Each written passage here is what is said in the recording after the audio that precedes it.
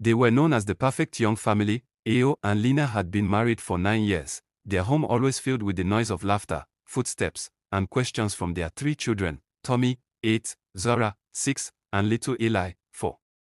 Ayo worked long hours at his firm, providing steadily, proudly. Lina also worked, early mornings, tight deadlines, polite smiles at the office, then returned home to another full shift no one ever clocked, cooking, cleaning, homework, laundry, bath time, lunch. She did it all with love at first. Then with routine. Then with silence. At night, when the children finally slept, Lina would sit on the edge of the bed, her shoulders heavy, her thoughts louder than the house had been all day. She had suggested it gently, then carefully, then finally with a tired laugh that didn't quite reach her eyes, maybe we should get a maid. Just some help. Each time, Ayo refused. She forgot things, small things at first. Burn rice. Missed appointments. She fell asleep sitting upright one evening, still holding a folded shirt. That night, when Ayo tried to wake her, she didn't stir right away. Fear replaced pride. Their intimacy suffered as well. Most days, Lina returned home completely exhausted, too drained to respond to Ayo's expectations as a husband.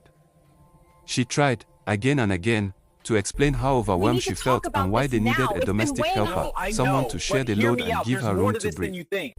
Yet Ayo refused every suggestion, never offering a clear reason for his resistance. The cycle continued until one day Lina fell ill.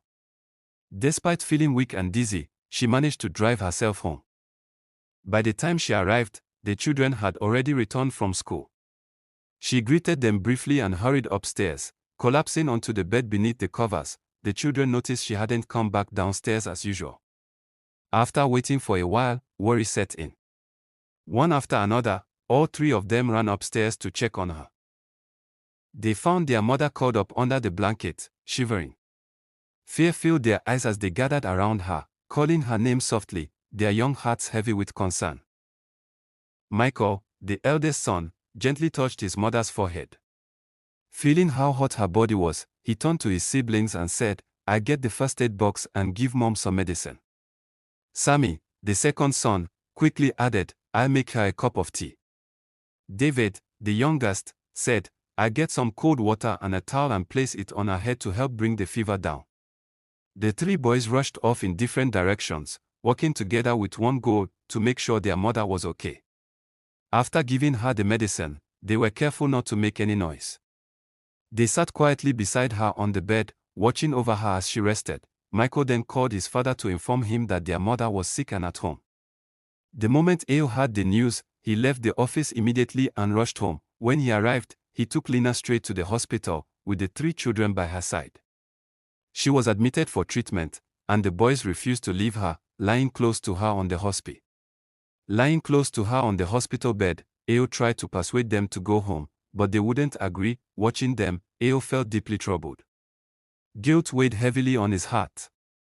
He knew his wife did not deserve the stress she had endured. He knew he could get her help if he truly wanted to, but his deepest fears continued to hold him back.